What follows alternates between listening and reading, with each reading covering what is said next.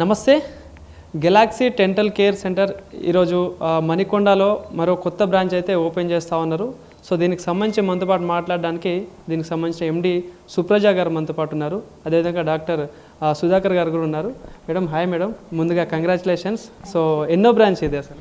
ఇది 8th branch అండి హైదరాబాద్లో వచ్చేసి. మేము లాస్ట్ 15-16 ఇయర్స్ నుంచి డెంటల్ ప్రాక్టీస్ చేస్తున్నాము. Doctor Sudhakar is an oral and maxillofacial surgeon. I'm an oral pathologist. I'm doctor Supraja. And Galaxy Dental Care Manikonda 8th branch. And Galaxy Dental Care main aim కానీ vision కానీ వచ్చేసి to create smiles with comfort and relaxing ఎన్వైర్మెంట్లో. Usually ఎట్లా ఉంటుందంటే dental treatments అంటే అందరికీ కొంచెం ఆక్వర్డ్గా ఇబ్బందిగా ఉంటాయి. బాడీలో ఏ పార్ట్కి ట్రీట్మెంట్ చేసినా అబ్జర్వ్ చేసుకోరు, ఇబ్బంది పడరు. కానీ డెంటల్ ట్రీట్మెంట్స్ మాత్రం చాలా ఎంబారసింగ్గా ఉంటాయి, ఆక్వర్డ్ ఉంటాయి. సో అలా కాకుండా కంఫర్టబుల్గా రిలాక్స్డ్గా చేయించుకోవాలి అనే ఒక ఎయిమ్తో గెలాక్సీని క్రాఫ్ట్ చేస్తున్నాము ప్రతి బ్రాంచ్ని. So separate treatment rooms, full mouth x-rays, multi speciality dentist team. మన బాడీలో డిఫరెంట్ పార్ట్స్ ఉన్నట్టే డెంటల్లో కూడా root canal specialist, cap specialist, surgeon, gum specialist, ఇట్లా డిఫరెంట్ డిపార్ట్మెంట్స్ ఉంటాయి. సో మా దగ్గరకు వచ్చే పేషెంట్స్కి వాళ్ళకి ఎటువంటి సమస్య ఉందో ఆ స్పెషలిస్ట్ మాత్రమే ట్రీట్మెంట్ ఇస్తారనమాట.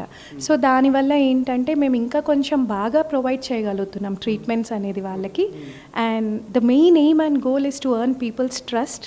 And we are really thankful to people అండి, because they have been trusting us and supporting us. So అలానే ఇక ముందు కూడా ఇంకా బాగా ట్రీట్మెంట్స్ చేసుకుంటూ వాళ్ళ ట్రస్ట్ని ఎర్న్ చేయాలని అనుకుంటున్నాము. ఇప్పటికే ఇది 8th బ్రాంచ్ కదా, సో ఇంత సక్సెస్ఫుల్గా రన్ అవుతా ఉంది గెలాక్సీ డెంటల్ కేర్. సో అంటే మీ కస్టమర్స్కి కావచ్చు, ఇంకా వచ్చే కస్టమర్స్ కావచ్చు, ఏం చెప్పదలుచుకుంటే ఇంకా ఎట్లాంటి ఫెసిలిటీస్ చేయబోతున్నారు ఇక్కడ? అంటే ఈ డెంటల్ విషయంలో చాలామంది ఎక్కువ కేర్ తీసుకోరు, పిల్లల విషయంలో కావచ్చు, పెద్దవాళ్ళు.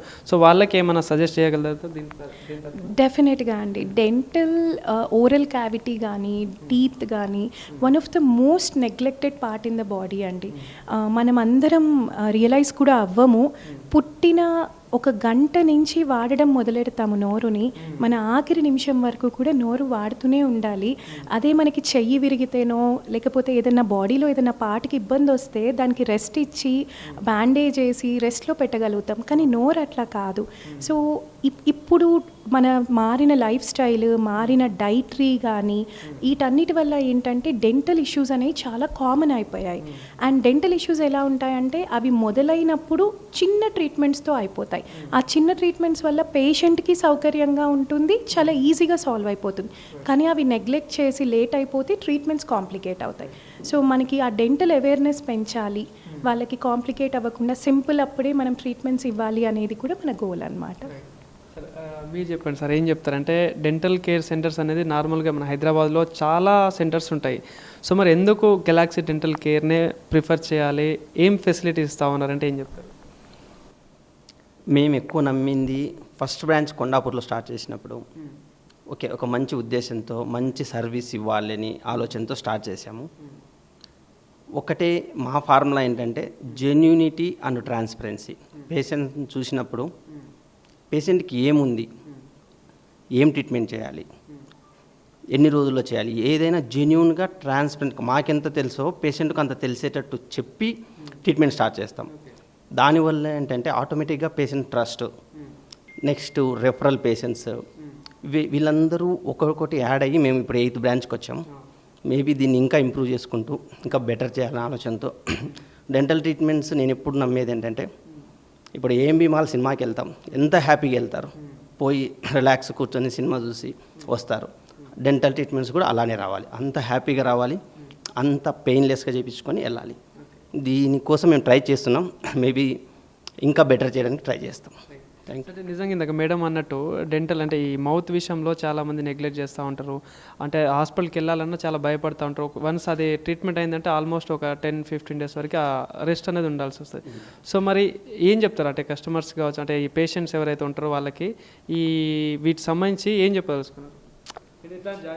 ఫస్ట్ ట్రీట్మెంట్ ఎలా చేయాలి, ఏం చేయాలి, నొప్పి లేకుండా చేయాలన్నది సెకండరీ అండి. నేను చెప్పేది ఆ ట్రీట్మెంట్ వరకు రాకుండా ఉండాలి. రాకుండా ఉండాలంటే 100% ఏంటంటే పేషెంట్ ఇంట్లో చేసుకోవాల్సినవి రోజు 2 సార్లు బ్రష్ చేయండి. మార్నింగ్ పడుకునే ముందు, మార్నింగ్ లేచిన తర్వాత బ్రష్ కంటే పడుకునే ముందు చేసే బ్రష్ చాలా ఇంపార్టెంట్.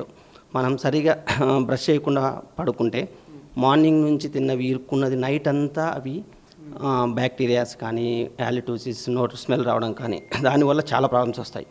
నైట్ కంపల్సరీగా బ్రష్ చేసి పడుకోవాలి. నెక్స్ట్ ఎలా చేస్తున్నాము, ఎన్నిసార్లు చేస్తున్నాము అనే దానికంటే ఏ పద్ధతిలో మనం బ్రష్ చేస్తున్నాం. కరెక్ట్ పద్ధతి లేకుండా మీరు 10 మినిట్స్ బ్రష్ చేసినా పెద్ద ఉపయోగం ఉండదు. కరెక్ట్ పద్ధతిలో 2 మినిట్స్ 2 to 3 మినిట్స్ చేసినా చాలు. దానివల్ల ఏంటంటే పేషెంట్ లాంగ్ టర్మ్లో ఏమి ఇబ్బందులు రాకుండా ఇన్స్ట్రక్షన్స్ అన్నీ కరెక్ట్గా డాక్టర్స్ చెప్పేటివి, లేదంటే ఎలా బ్రష్ చేయాలి ఆ పిల్లలకు నేర్పించడము, ఇవన్నీ చేస్తే నెక్స్ట్ జనరేషన్ అంతా వాళ్ళు కరెక్ట్ పద్ధతిలో డెంటల్ హెల్త్ మెయింటైన్ చేస్తారు. అంటే ఫైనల్గా ఏం చెప్తారు సార్? అంటే ఇప్పటివరకు వచ్చిన మీ సెంటర్కి వచ్చిన వాళ్ళు కాకుండా కొత్త వాళ్ళు వచ్చే వాళ్ళకి కూడా ఏం చెప్పారు? మేము ఫ్రాంక్గా చెప్పాలంటే మా దగ్గరికే రమ్మని నేను చెప్పను. ఎందుకంటే ఇన్ని క్లినిక్స్ ఉన్నాయి, ఇంతమంది డాక్టర్స్ ఉన్నారు, మేమే మంచి డాక్టర్స్ అని అందరు చాలామంది మంచి డాక్టర్స్ ఉన్నారు.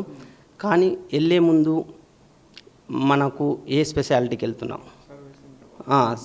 Next genuine, transparency, responsibility, follow-ups, cost అన్నీ బ్యాలెన్స్ చేసుకొని ఎక్కడ మీకు బెస్ట్ అనిపిస్తే అక్కడ వెళ్ళండి. కానీ డెంటల్లో కూడా రూట్ కెనాల్ స్పెషలిస్టులు, గమ్ స్పెషలిస్టులు ఉంటారు. అవి కూడా మీరు ఒకసారి చూసుకొని మీకు ఏం ప్రాబ్లం ఉంది, ఏ డాక్టర్ దగ్గరికి వెళ్ళాలని చూసుకొని వెళ్తే మంచిది. Thank you sir. Thank you అండి.